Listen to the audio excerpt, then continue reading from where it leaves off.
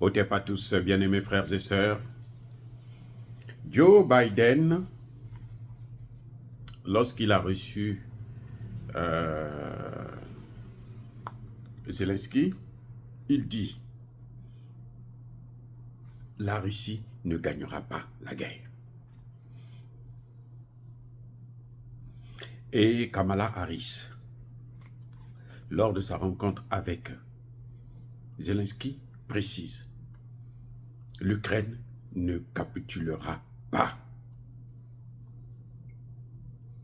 Et on donne encore une enveloppe de 8 milliards de dollars. En fait, exactement 7 milliards 900 millions de dollars. Tiens, va t'acheter des armes pour combattre. On ne lui donne pas l'autorisation. Mais vous savez quoi? C'est comme si on lui avait donné l'autorisation. On lui dit, va t'acheter des armes et puis tu fais ta guerre. Mais toi, tu ne dois pas échouer. Tu dois battre la Russie. On sait que pour battre la Russie, il faut des frappes en profondeur. Mais des frappes en profondeur peuvent entraîner autre chose.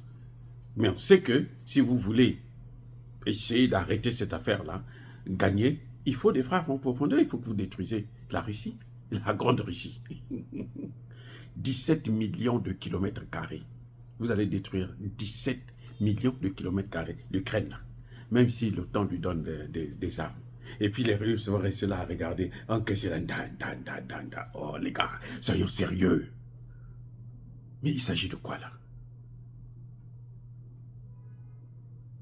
Il y a un problème. Les amis, depuis qu'on a descendu l'âge du recrutement de 27 à 25 ans, on les prend dans la rue. Ils appellent ça maintenant le bus. Le recrutement, ils appellent ça le bus. Tu vois, l'autobus de la mort. Parce qu'on vous prend, on vous amène une formation rapide, on vous met sur le terrain et on vous liquide tous.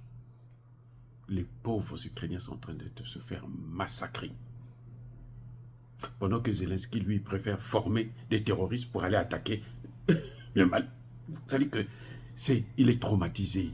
Il ne peut plus.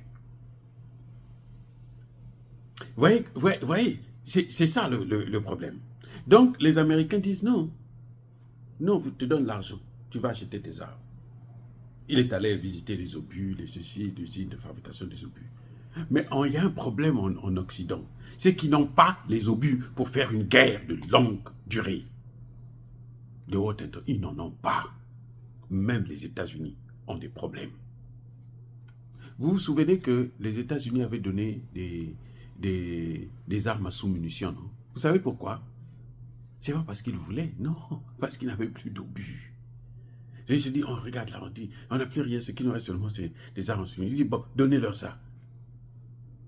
C'est interdit, hein, mais ils sont prêts, on a donné. La Russie dit, oh, avant vous leur avez donné ça, mais nous aussi on va utiliser ça. Les Russes aussi ont commencé à utiliser ça. Et ça fait maintenant plus de dégâts en Ukraine. Donc même là, ce qu'ils appellent des trucs,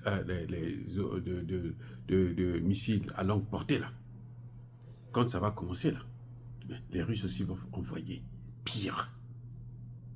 Je dis bien pire. C'est-à-dire qu'ils sont en train de chercher à amener la Russie à bout. Zelensky a pris la parole à l'ONU. Les amis, les gens sortaient de la salle, ils partaient. Oui. Quand Zelensky a pris la parole, il a comme ça raconté sa vie, les gens se levaient, ils sortaient, ils partaient. Lavrov est venu, il a parlé. Quand il a fini, les gens se sont levés et se sont mis ont fait une queue pour attendre, pour le saluer, pour le féliciter. Les gars, ce qui s'est passé aux Nations Unies, c'est incroyable. Donc, quand les Américains disent, nous, on ne te donne pas l'autorisation, mais tu ne dois pas perdre la guerre. L'autre dit, tu ne dois pas capituler.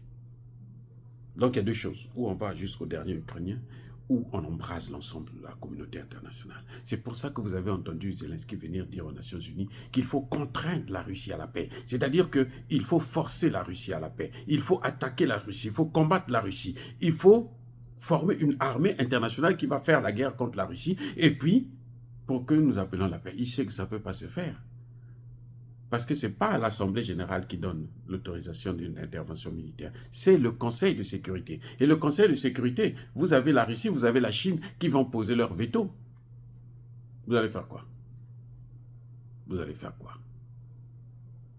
Vous allez aller en guerre contre une puissance nucléaire sans l'avis du Conseil de sécurité de l'ONU. Aïe! Mais il faut être audacieux. Non.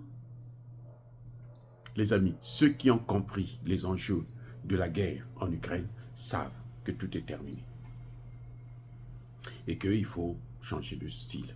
C'est pour ça que Donald Trump, même quand il reçoit Zelensky, il est avec Zelensky, il dit « Je suis l'ami aussi de Poutine ». Je le connais lui là. Je parle avec lui. Mais je parle aussi avec Poutine. Et Trump sait que Poutine est plus important pour lui que Zelensky. Poutine, c'est la 4e puissance économique du monde. La première puissance militaire du monde. C'est une puissance nucléaire. Poutine, c'est la seule puissance militaire qui peut rivaliser avec les États-Unis d'Amérique. Même la Chine, c'est parce que la Chine, ils ont l'arme nucléaire. Mais la rivalité sur le plan militaire, ceux qui peuvent vraiment rivaliser et neutraliser même les États-Unis, c'est Poutine. Trump le sait. Donc Trump avance, il sait que non, moi si j'ai le pouvoir là, si je suis la voix des autres là, c'est fini. L'Amérique va mourir. Et d'ailleurs, je vais vous dire, le discours de Biden, ce n'est pas le vrai discours. En fait, lui, il ne voulait pas parler des missiles longue portée. Il voulait parler des missiles à courte portée. Parce que tu ne peux pas dire missile à longue portée et puis dire que non, ne frappez pas en profondeur, alors qu'il est venu, c'est pour ça. Les Français ont soulevé ça, ont fait de ça un problème. Mais les Américains ici ont dit, le New York Times l'a dit, qu'en fait, c'est une erreur. Il voulait parler des missiles courte portée. Et oui, c'est ça le problème. Donc, en réalité, l'Amérique est en train de jouer, d'exposer l'Europe. Ils vont enflammer l'Europe. C'est clair, l'Europe va s'enflammer. Mais je vous ai déjà dit, si l'Europe s'enflamme, c'est bien pour nous les Américains. Nous on est contents. Moi, je serais content. Vous savez pourquoi? Parce que quand l'Europe sera affaiblie, là, on va les détruire tous là. On va mieux les coloniser. Nous, Américains. Même les Noirs, nous sommes Américains. On va coloniser l'Europe. Et on va leur imposer encore un autre plan Marshall. Ça, c'est pas un problème. On prend l'argent, on leur donne. Et puis ils vont nous remettre ça pendant 100 ans, 200 ans. Nous, on peut passer, mourir, nos enfants, nos petits-enfants, arrière-petits-enfants vont continuer à prendre l'argent.